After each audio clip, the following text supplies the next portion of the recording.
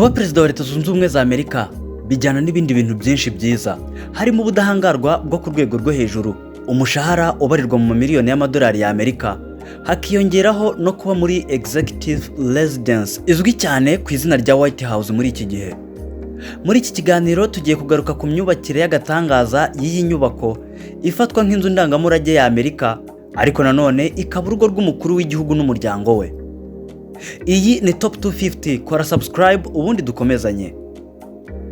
Ku mupaka w'amajyaruguru n'amajyepfo hagati ya leta ya Maryland na Virginia, ahantu hari umwe mu mijyi mike ku isi yabanje gukorerwa igishushanyo mbonera mbere y'uko yubakwaho inzu n'imwe, Washington DC. Uyu akaba ari wo mujyi White House yubatsemo, ikaba ibiro n'inzu perezida wa Leta Zunze Ubumwe za Amerika n'umuryango we baba batuyemo. Ku bufatanye n'abubatsi b'abanyaburayi n'abashakashatsi nka Pierre Peter, Charles Lonfort, ari nawe wakoze igishushanyo mbonera cy'uyu mujyi, Benjamin Banneker na Andrew Ellicott, mu gace kazwi nka Pennsylvania Avenue, niko bahisemo nk'ahantu White House igomba kubakwa. Bamaze guhitamo aho kuyubaka, nibwo wari perezida icyo gihe George Washington yasinye itegeko ryiswe July 1790 Residence Act, ryatangaga uburenganzira bwo kuyubaka muri Washington DC. Nyuma y'ibyo hakurikiyeho guhitamo igishushanyo mbonera kibereye. Perezida George Washington n'umunyamabanga wa leta Thomas Jefferson, bombi bari bashishikajwe no kubona igishushanyo mbonera, bashyizeho amarushanwa ku bubatsi n'abashakashatsi babyifuza kuzana ibishushanyo mbonera byabo, hakarebwa igihiga ibindi. Icyo gihe uwahize abandi yagombaga guhabwa amadolari 500 cyangwa se umudari w'agaciro k'ayo mafaranga. Iki gikorwa cyamaze amezi 4, aho amatangazo yashyizwe hanze tariki 14 z'ukwa gatatu 1792, hanyuma gutanga ibishushanyo mbonera birangira tariki 15 z'ukwa karindwi muri uwo mwaka. Byaje kurangira umunya-Ireland James Hoban ari gutsinze igishushanyo mbonera cye gihiga ibindi byinshi, harimo n'icyahabwaga amahirwe cya Thomas Jefferson wari umunyamabanga wa leta ubwe. Iki gishushanyo mbonera cya James Hoban cyari gikozwe mu buryo bw'inyubako za kera z'iwabo muri Ireland, cyane cyane igice cyo hejuru kimeze nka Leicester House, yari ingoro y'umutware wa Ireland iri Dublin mu murwa mukuru, ubu ikaba ikoreramo inteko nshingamategeko. Ariko nanone abandi bo bakavuga ko iki gishushanyo mbonera cya James Hoban kimeze nka Chateau de l'Estagnac yo mu Bufaransa, ariko ibyo byo byahakaniwe kure kuko James Hoban mu buzima bwe atigeze agera mu gihugu cy'Ubufaransa. Byarangiye iki gishushanyo mbonera aricyo gitsinze, Perezida George Washington asaba ko bacyagura. Hoban yaracyaguye yongeraho 30% y'icyo yari yakoze mbere.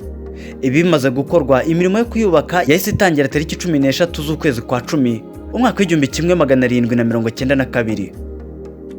Mu kubaka inyubako ya White House hakoreshejwe imbaraga z'abacakara n'abandi birabura bari barabohowe bagakora nk'abakozi, abimukira batari bafite ibyangombwa, abanya-Scotland n'abandi bakozi benshi guturuka i Burayi. Abanyamugeni bo muri Scotland nibo bahawe isoko ryo gusiga amarange ndetse n'izindi design zose zigaragara inyuma, no guteraho umucanga wo mu bwoko abantu batasobanukiwe. Bivugwa ko uyu mucanga wakuwe muri Buchinska mu gihugu cya Croatia, ariko abashakashatsi bakavuga ko uyu mucanga wakuwe mu birwa wakoreshejwe mu kuyivugurura mu 1902 utigeze ukoreshwa mu kuyubaka bwa mbere. Ariko nanone hari abandi bizera ko umucanga wakoreshejwe mu kuyubaka bwa mbere bawukuye muri Stanford, kamwe mu turere tugize leta ya Virginia, bagatanga impamvu y'uko leta icyo gihe yari ifite ingengo y'imari ntoya ku buryo batari gutuma umucanga hanze kandi no mu gihugu uhari. Hashize imyaka 8 imirimo yo kubaka itangiye, basanze yaratwaye amafaranga 232 n'amadolari 371, uyashyize mu gaciro k'amafaranga y'ubu yabangana na miliyoni 3,500,000 by'amadolari ya Amerika. Hanyuma imirimo yo kuyubaka muri icyo gihe irangiriraho. Nk'ingaruka zo kubura ibikoresho bihagije n'umubare muto w'abakozi, igishushanyo mbonera nyacyo cy'uburyo yagombaga kubakwamo cyarahindutse. Byari biteganyijwe ko inyubako izaba ifite amagorofa 3, babifashijwemo na Pierre Charlemagne. Igishushanyo mbonera kirahinduka, amagorofa ahinduka 2. Mu gukoraho imirimo ya nyuma izwi nka finissage, abakozi bateye amarange yiganjemo ibara ry'umweru, ndetse benshi bemeza ko ari nayo nkomoko y'izina White House. Perezida George Washington niwe watangije igikorwa cyo kubaka White House, ndetse n'imirimo yose yo kuyubaka niwe wayigenzuraga. George Washington yatuye mu nyubako 3 zitandukanye ubwo yari perezida, gusa icyaje kubabaza abantu benshi ni uko yaje gupfa mu 1799 ntiyagira amahirwe nibura y'umunsi umwe gutura muri White House.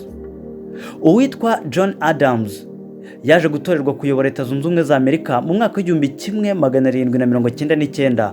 Perezida John Adams n'umufasha we Abigail baje kwimukira muri White House. Ibi bituma aba perezida wa mbere wa Leta Zunze Ubumwe za Amerika wabaye muri White House. John Adams amaze umwaka umwe gusa ayituyemo, manda ye yahise irangira asimburwa na Perezida Thomas Jefferson wari umunyamabanga wa leta ubwo White House yatangiraga kubakwa, ndetse nawe wibuke ko yari umwubatsi w'umuhanga mu gihe cye. Abifashijwemo n'umwubatsi Benjamin Latrobe, Jefferson yakoze igishushanyo mbonera anubaka igice cyo gukoreramo imirimo isanzwe yo mu rugo rw'umukuru w'igihugu, ibiraro by'indogobe n'ibindi. Ibintu byakomeje ari byiza, inyubako iguma ukwira itavugururwa kugeza igihe insanganya yaziye mu 1814 biturutse ku ntambara yo mu 1812 ubwo ingabo z'Abongereza zatwitse iyi nyubako ya White House. Nyuma yaho Benjamin Latrobe na Hoban bafatanyije, White House irongera irubakwa igitaraganya. Iyi mirimo yo kuyivugurura irangira mu 1817. Perezida James Monroe wari uri icyo gihe ayitahamo.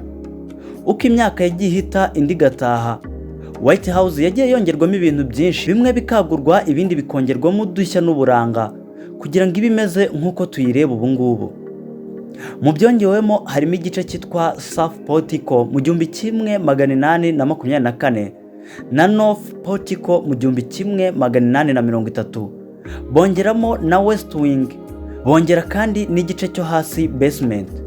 Igorofa rya kabiri riravugururwa bongeraho n'andabira 4.